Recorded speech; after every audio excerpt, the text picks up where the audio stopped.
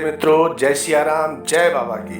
मैं पवन कुमार चतुर्वेदी आप सभी मित्रों का चैनल पर हार्दिक स्वागत करता हूं। मित्रों, आस्था, विश्वास और भरोसे के साथ आज भी जो बाबा पूज्य गुरुदेव बाबा नीम करौली जी को पुकारता है, उनका ध्यान करता है, उनसे निवेदन करता है, तो बाबा आज भी महासमाधि के बाद भी आज भी बाबा अपने भक्तों की पुकार सुनते हैं, अपने भक्तों के द्वारा किए गए निवेदन को स्वीकार करते हैं। और जो भी भक्त बाबा से अपने दुख दर्द, अपनी परेशानियां या अपनी कोई भी समस्या बाबा से निवेदन करते हैं या बाबा का ध्यान करके बाबा से कहते हैं, तो महासमाधि के बाद आज भी बाबा अपने भक्तों का कल्याण करते हैं, उनकी परेशानियों को दूर करते हैं, उनकी समस्याओं को दूर करते हैं, क्योंकि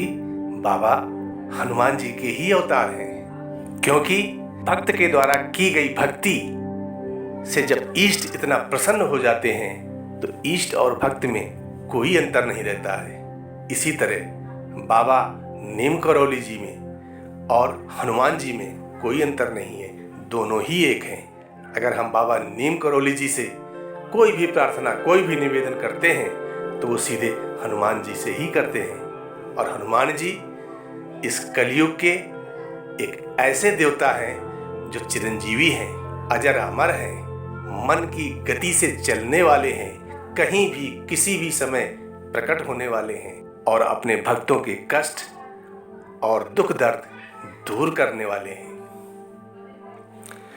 पूज्य गुरुदेव बाबा नीम करौली जी वैसे तो हमेशा ही आडंबरों से और चमत्कारों से दूर रहते थे, लेकिन बाबा के द्वारा कुछ ऐसा हो ही जाता था जो अपने आप चमत्कार की श्रेणी में आ जाता था और लोग उसे चमत्कार ही मानते थे, क्योंकि बाबा को कुछ ऐसा करना ही पड़ता था जो आज के युग में असंभव है, जो ईश्वर ही कर सकता है।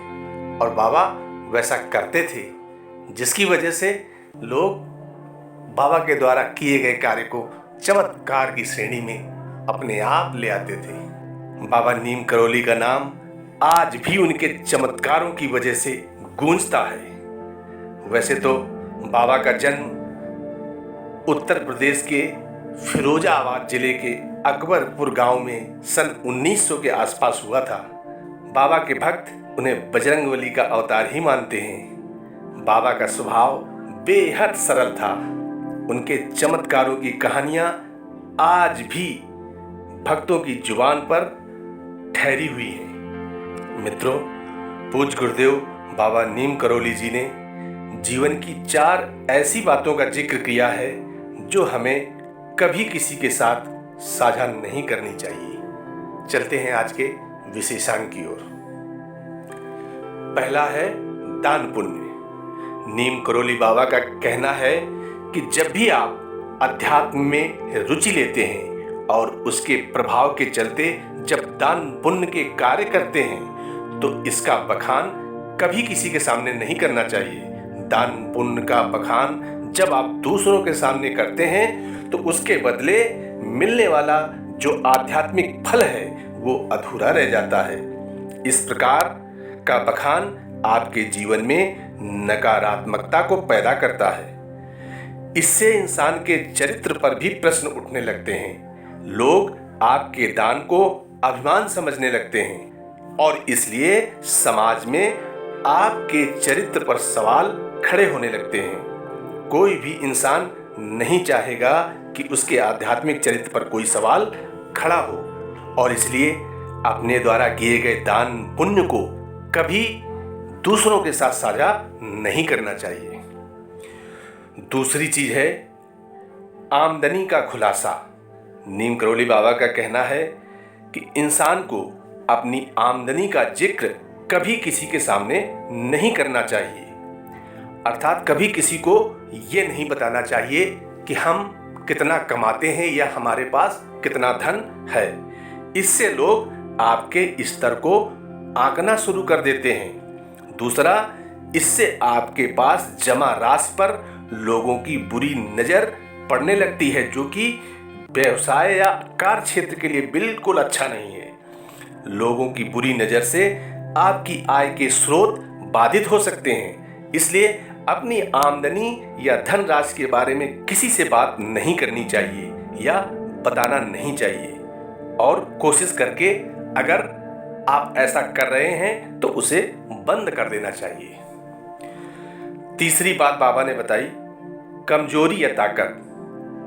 बाबा का कहना है, अपनी कमजोरी या ताकत के बारे में कभी किसी को न बताएं। अगर आपके जीवन में कोई त्रुटि है तो उसे कभी लोगों के सामने उजागर न करें, अर्थात कोई कमी है तो उस कमी को कभी किसी से न साझा करें। जब आप अपनी कमजोरी दूसरों को बता देते हैं तो षड्यंत्रकारियों के लिए आप पर प्रहार करना आसान हो जाता है, क्योंकि वो आपकी कमजोरी को समझ लेते हैं। इसलिए शत्रु आपकी कमजोरी को पकड़ने के बाद ही आप पर हावी होते हैं। ऐसे में आपकी पराजय लड़ाई से पहले ही सुनिश्चित हो जाएगी। इसलिए अपनी कमजोरी कभी किसी को न बताएं और न साझा करें, और इसी तरह अपनी ताकत के बारे में भी कभी किसी को न बताएं। दूसरे के सामने अपनी शक्तियों का बखान करने से शत्रुओं को आपकी रणनीतियों का पता चल जाएगा और इससे वे सतर्क हो जाते हैं और प्रबल रणनीतियों के साथ मुकाबला करते हैं। ऐसे में समय आने पर आप अपने प्रभाव को दिखाने में सक्षम नहीं रह पाते हैं, इसलिए अपनी ताकत को भी छिपाना चाहिए। और चौथी बात, अतीत में हुई घटनाएं। बाबा कहते हैं, जीवन में आपका जो भी अतीत रहा है या जो कुछ भी आपके साथ घटित हुआ है उसके बारे में भूलवश भी किसी को न बताएं। अगर अतीत में आपने कोई बुरा काम किया है या किसी ऐसे कार्य में संलिप्त रहे हैं जिसके चलते समाज में आपको शर्मिंदगी उठानी पड़ सकती है, तो उसे किसी से साझा न करें। ऐसी कमियों को जानने के बाद शत्रुओं को आप पर उंगली उठाने का मौका मिल जाता है। ऐसी बातों का सहारा लेकर वे आपको समाज में नीचा दिखाने का काम शुरू करते हैं, और साथ ही ऐसी बातों को साझा करना चाहिए जिन बातों से आपके अतीत में कुछ ऐसा हुआ हो जिससे आपने लोगों को प्रभावित किया हो, लोग प्रसन्न हुए हो आपको देखकर। ऐसा कोई अगर कार्य किया है तो ऐसे कार्यों को आप दूसरों के साथ साझा करते हैं तो लोग वर्तमान में भी आपके कार्य से प्रभावित होंगे और आपसे जुड़े रहेंगे। अतः मित्रों, इन छोटी छोटी बातों का ध्यान रखकर हम अपने जीवन में आनंद पूर्वक जीते हुए आगे बढ़ सकते हैं। मित्रों, आज का विशेषांक कैसा लगा कमेंट करके अवश्य बताएं। नमस्ते मित्रों, जय सिया राम, जय बाबा की।